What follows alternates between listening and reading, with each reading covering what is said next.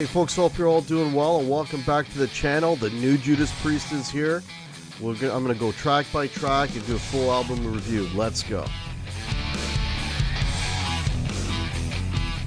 If you're new to the channel, please consider liking and subscribing. That would be so much appreciated. Alright, first track, Panic Attack. This was released weeks before the album came out, so everybody was familiar with this track before it came out.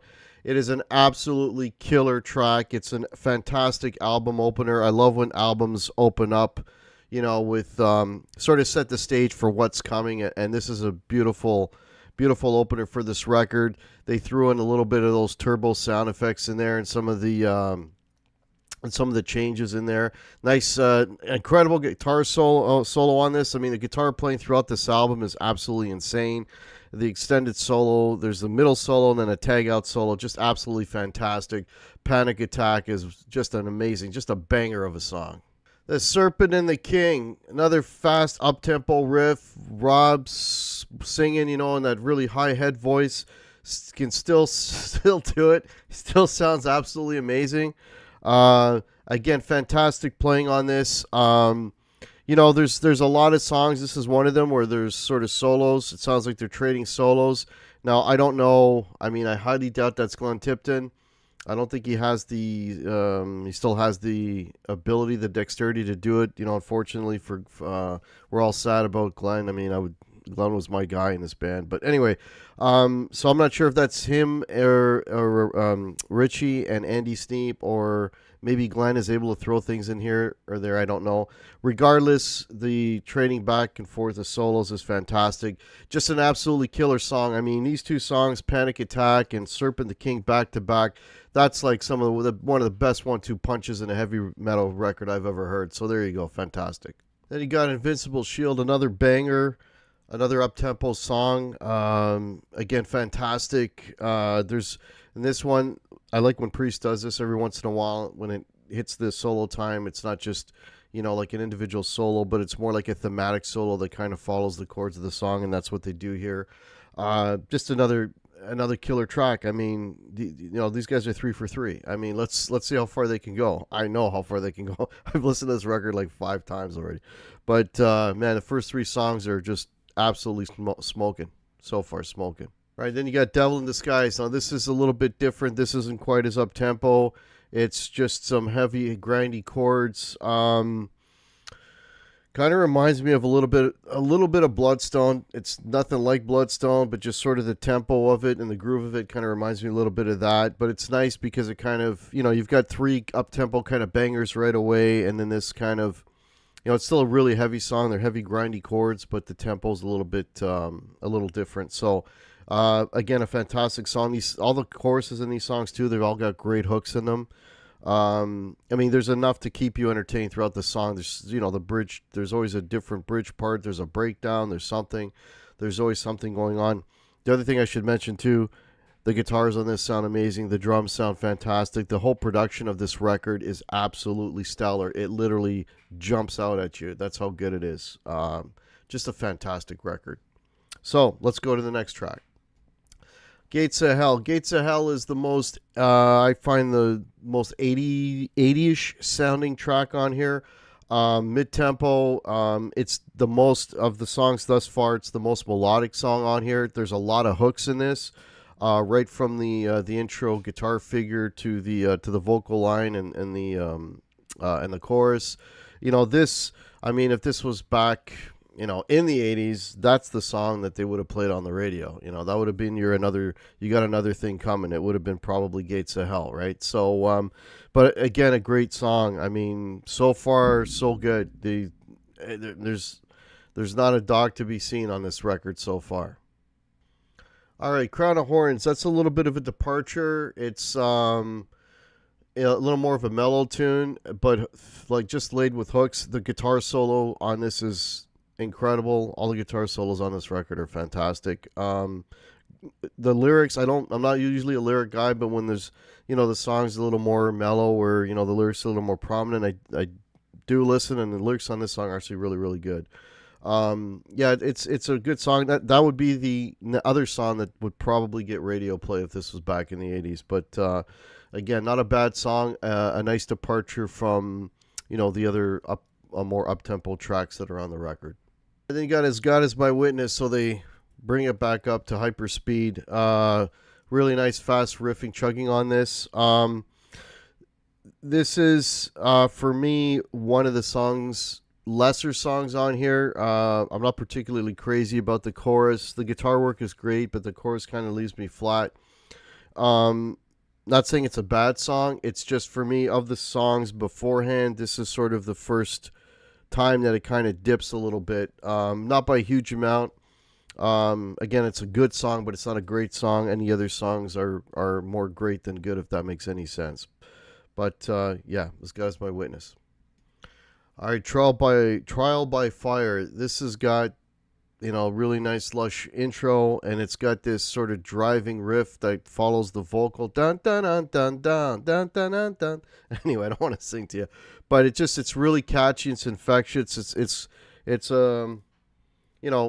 just sound very big sounding, very epic sounding track. But hooky as hell, and it's really heavy, mid paced, but really heavy. I really dig Trial by Fire. That's a really good one on here. Escape from Reality. That's sort of the more doomy, gloomy type song. Almost sounds like a Sabbath riff. But again, a nice departure, nice breakup from the other stuff. It's a pretty heavy track. I dig it.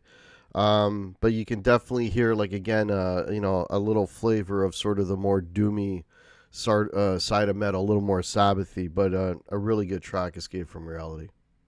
Sons of Thunder.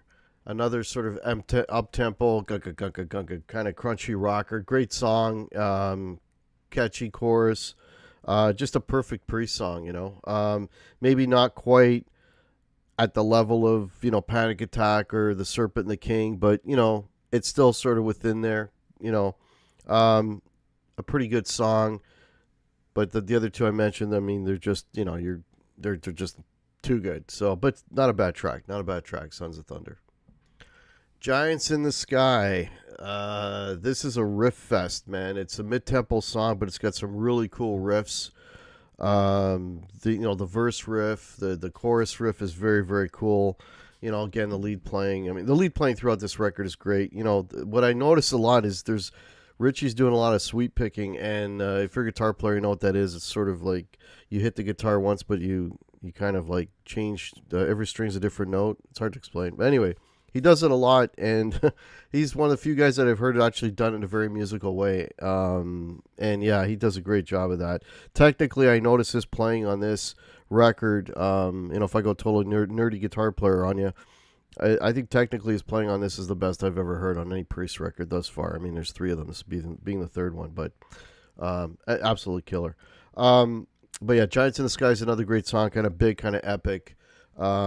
And hooky as hell on the chorus for sure. So that's basically the whole record. You do have the three bonus tracks on here. I'll talk about those quickly. Fight of Your Life is a pretty good song. I dig that one. That one definitely belongs with the rest of the record. Vicious Circle, another great tune. I mean, and The Lodger's again a little bit of a departure. It's a little more of a mellower song. But, it's got some nice, like a melodic lead line that runs through it that I kind of dig.